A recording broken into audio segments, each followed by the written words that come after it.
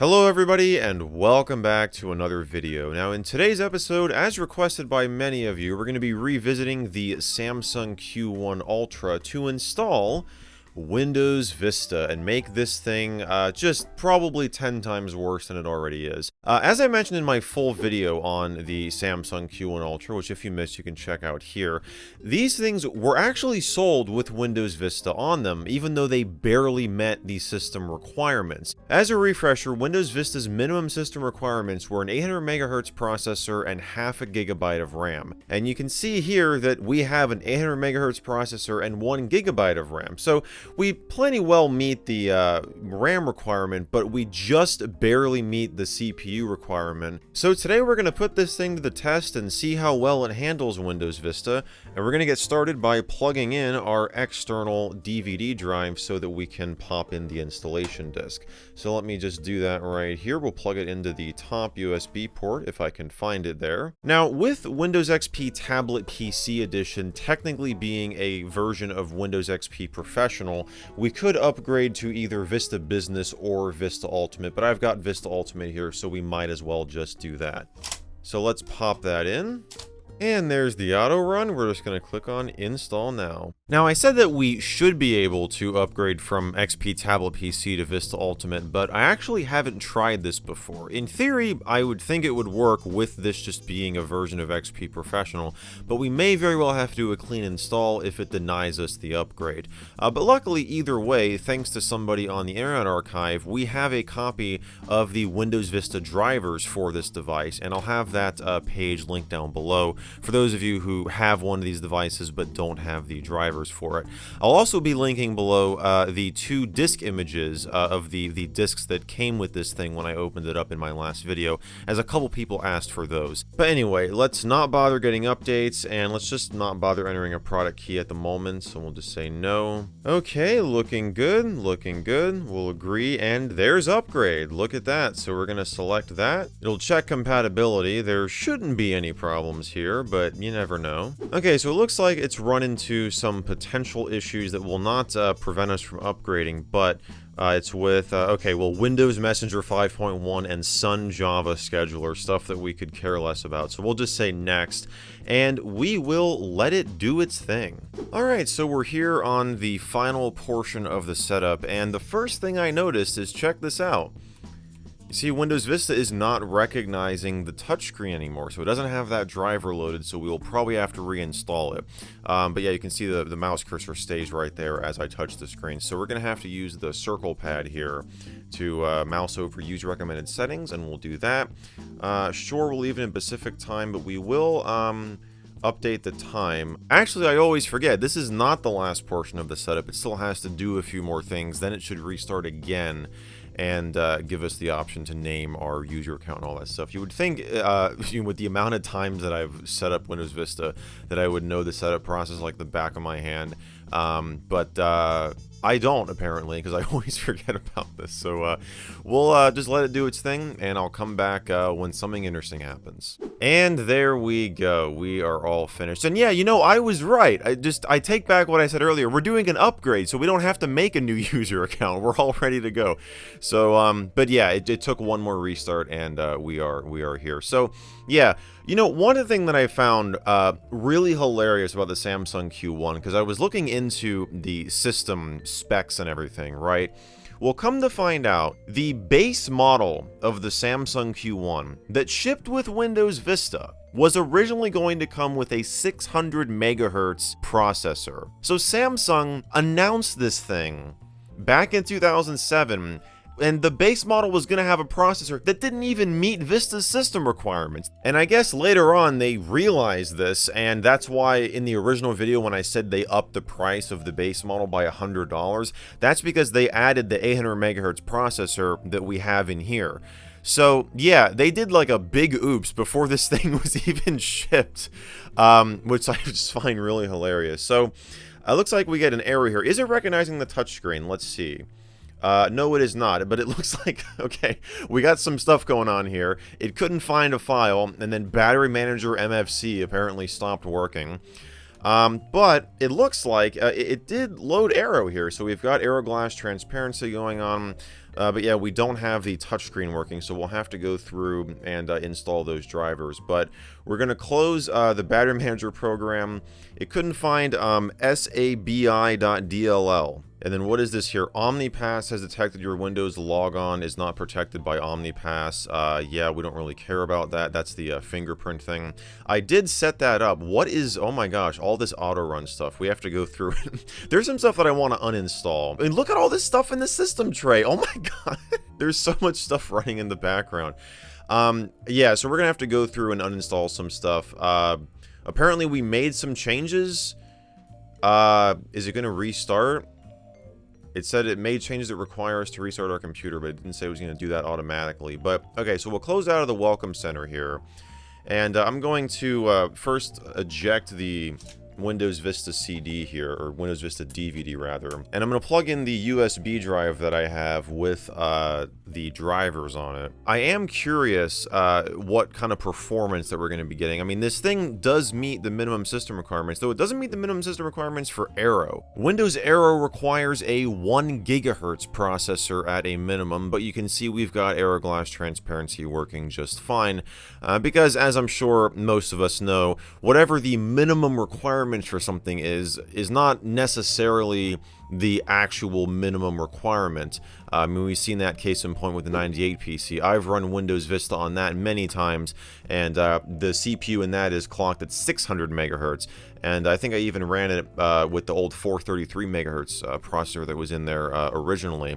Does it run the greatest? No, not at all, but it runs. So yeah, but anyway, we're gonna go in here, and you can see we've got a ton of stuff in here. We've got multiple versions of each of these drivers, and the Internet Archive page just said whatever the latest version is, that's the driver for Vista. So we're gonna go through, and we'll just copy these over to the desktop. God, this is gonna be fun to do with this. I'm trying my best not to give into my temptation to just connect a USB keyboard and mouse to this. I want to try to do all of this with the circle pad here, just because, you know, I think that's going to give us the more authentic experience. We'll just call this Q1. Is that going to be a 1? No, that's going to be shift for a larger Q, or for a larger Q, for an uppercase Q. Let's do backspace. Okay, so we got to hit symbol, I think? No? Or do we just hit symbol and then do... No, that's not going to do it either. How do we get to the 1? Oh yeah, numlock. There we go. Okay, so we'll call this Q1. That's backspace. And I guess we're just going to go through here and install all these drivers. Now, you know, we've got, like, the sound is already working. The display adapter seems to be, you know, the proper driver. So we've got some that we probably don't need to install, but apparently these are all newer versions. So we'll just try to install them anyway, but I'm curious. Let's go to display settings here and see. Yeah, Intel 945 GM Express chipset controller. Of course, the main thing is we don't have the touch controller working. So that, I believe, is going to be TSP and TSP calibration. Let's just start with that. Alright, so the system has started back up. We've logged in here, and apparently it's installing a device drive. Oh, you know what? Is that the... Yeah, there it is. USB touchscreen controller universal. Yes, look at that. Look at that. I think... I mean, the mouse cursor moved when I tap on the screen. Oh, it's just way off. Look at that. So yeah, it's installed, I'm guessing a just generic touchscreen driver, but we will install the proper one here. Apparently, oh, we open up the user's guide. That's what's going on there. So this time, it should actually install the software. If you're installing a USB touch device, please make sure your touch monitor USB cable is plugged in. It's wired internally, so we don't got to worry about that. And look at that. There's the TouchKit icon back on the desktop. There we go. Look at that. Isn't that wonderful? Awesome. Awesome, awesome, awesome. Okay. And, you know, I think what I'm going to do, just to spare you guys having to watch me go through all these driver setup wizards and everything, I'm just going to uninstall the existing drivers and make sure we get the latest possible driver for everything. So we're going to do that with the display, with the audio, with, you know, everything else in here. And then we're going to come back and do a performance test and see what Windows Experience Index score that Windows Vista gives this thing. Alright, after a lengthy amount of time, we are back and we've got the drivers installed, and you see see I've actually got the Vista Aero Glass disabled because, well, let me just say, man, this thing doesn't really run Windows Vista very well. I mean, even just going through having to uninstall all these older drivers and install new ones, I mean, the system was freezing up, programs were not responding, the CPU graph was just maxed out, and it just hasn't been a very pleasant experience. Now, granted, there was a bunch of stuff running in the background, all that bloatware and stuff, that I've now uninstalled, so the system has been running a little bit smoother now, which is nice. But anyway, now that we're past all of that nonsense, we can go in here to Control Panel, and the first thing we're going to, Control Panel's down here, the first thing we're going to do is re-enable Vista Aero Glass Transparency. So we'll go into, there it is, Appearance and Personalization. We'll change the, I think changing the color scheme will bring it up. Yeah, we'll change it back to Windows Aero. And so you can see again, it works totally fine. We'll open up Task Manager here just to bring up. I actually want to kind of see how the CPU and the memory's doing. Just idling here. So yeah, I mean we're doing pretty well. You can see we're using almost half of our memory there. But anyway, we are going to hop into computer properties. So we'll just right click here and go to properties to run the Vista Experience Index, or Windows Experience Index. So it's giving us a 2.0, but we haven't actually gone through this yet, so let's do that right now. And that will actually set the color scheme back to basic here, but yeah, we'll let it do its thing. And hopefully we'll see that 2.0 improve, but honestly, I'm not really expecting much. Cannot complete assessment. This is due to an error being reported from the operating system, driver, or other component. Oh, isn't that glorious? Of course, it's not going to tell us what that actually is. But yeah, I imagine, I mean, we've not updated like the processor or the memory. The only thing that may change is the graphics performance, because we did upgrade the graphics driver to the proper Vista version.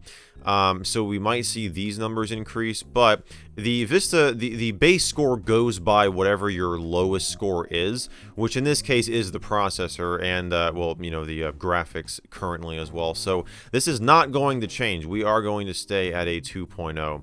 So yeah, we can try this again, but I don't really think it's going to make much of a difference. Oh, wait, look at that. It's actually going through with it. Okay, so maybe we just had to restart it there. All right, well, it just completed the test. It still says right here it needs to be refreshed, but why don't we just refresh the window and see...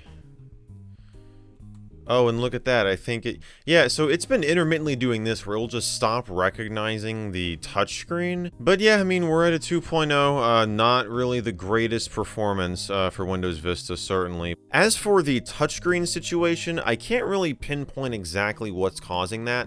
I don't think it has anything to do with the Windows Experience Index assessment, because the same thing was happening off camera when I was just using this thing. And, you know, even though you see here the program is still running in the system tray down here, I just tried to kill the process and restart it, which I've done a number of times, and that does not solve the issue. So you can kill the you know, entire process and restart it. It doesn't make a difference, even though we've got it running in the background right now. So you have to restart the entire system before the touchscreen will start working again. Maybe there was some confliction between the old driver and the new driver. Like I said, I honestly don't know. But in terms of system performance, I mean, the thing runs Vista decently well, but would it run XP better?